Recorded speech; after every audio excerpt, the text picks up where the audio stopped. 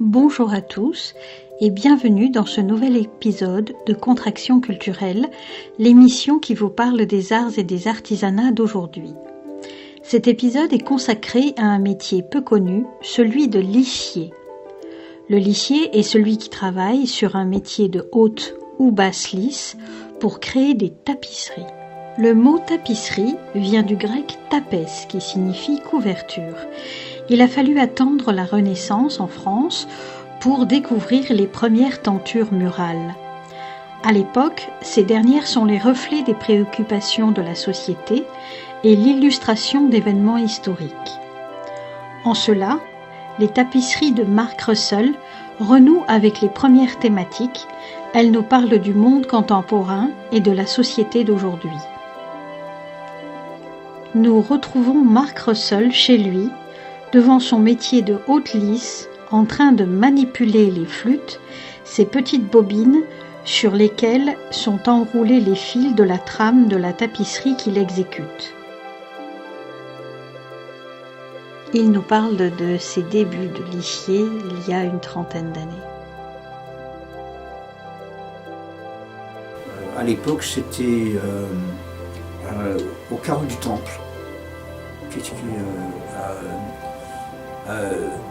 avec une femme qui était formidable, qui s'appelait Lise Bigot, qui est décédée maintenant. Elle m'avait appris, non, elle avait plutôt exigé que pour faire une tapisserie, il faut faire un carton. Alors moi, je ne suis pas du tout dessinateur, je dessine super mal, j'aime pas ça. Moi je pensais c'est l'improvisation totale, très bien, mais non, il fallait faire ça. J'ai fait un carton de ma propre main, et j'ai fait ce qu'on m'a demandé, et j'ai fait une petite tapisserie qui était absolument infecte, horrible, parce que je suis allé jusqu'au bout, là, donc je l'ai terminé, et je dis non, je ne peux pas faire comme ça, et je ne savais pas trop comment faire autrement. Et un beau jour, j'étais dans le RER et au bord de l'escalateur, il y avait un catalogue Nouvelles Frontières. Et là-dedans, il y avait, je feuilletais comme ça, là-dedans il y avait une photo des femmes africaines avec forme de tissu très coloré qu'on voit. Et donc, j'ai fait un espèce de rectangle. Et j'ai pris un bout, en fait, plutôt le milieu des corps, quoi. Donc on voyait une partie corps, mais on voyait pas trop quoi, mais on voyait beaucoup de tissus les uns à côté des autres. Et j'ai fait un carton à partir de là.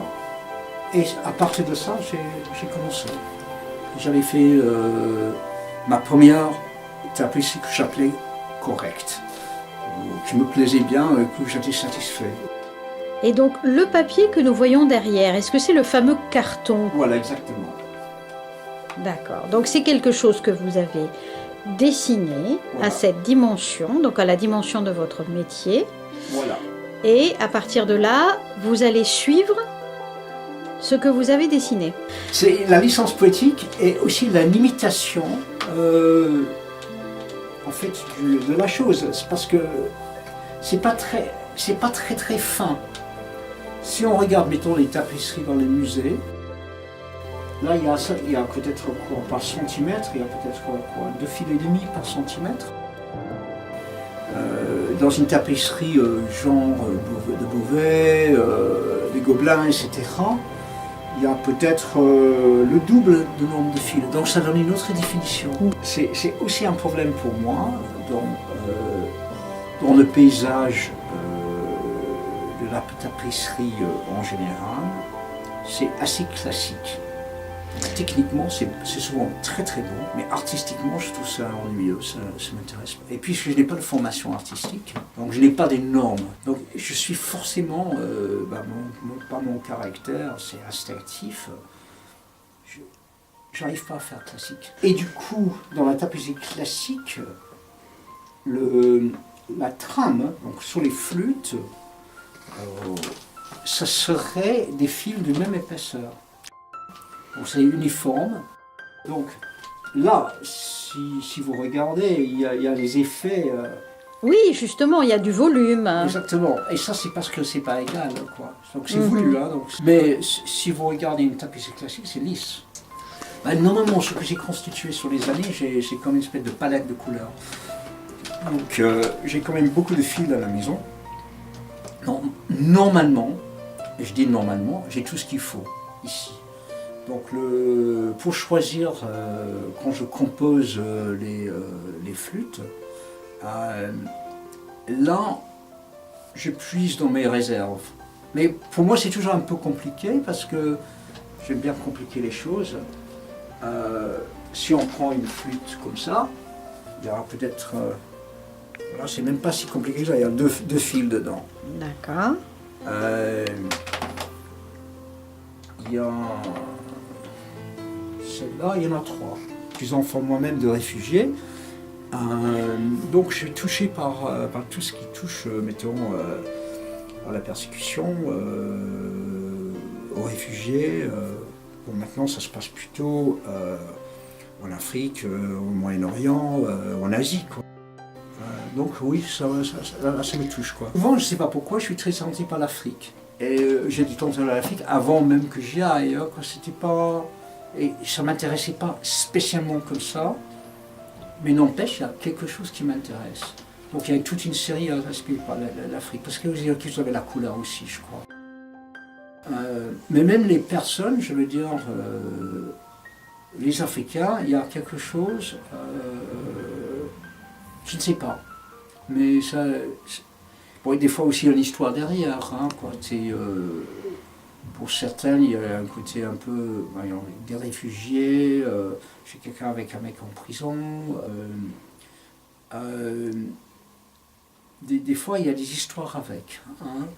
J'aime bien qu'il y ait une petite histoire derrière, c'est pas simplement des jolies fleurs. Le truc classique, je n'aime pas. Nous laissons Marc à son métier, en espérant que cela vous aura donné envie d'aller voir d'un peu plus près cet artisanat d'art. Faites-le nous savoir en nous laissant un commentaire, en mettant un petit pouce bleu, en partageant cette vidéo, en parlant autour de vous. De même, si vous souhaitez nous faire connaître un artiste ou un artisan, contactez-nous. Contraction culturelle, c'est l'émission qui vous parle des arts et des artisanats d'aujourd'hui. Ouais. Il vous faut combien de temps pour exécuter un carton ? Je dis toujours un peu en plaisantant, c'est une grossesse, hein, à peu près 9 mois. Et tu coupes le cordon.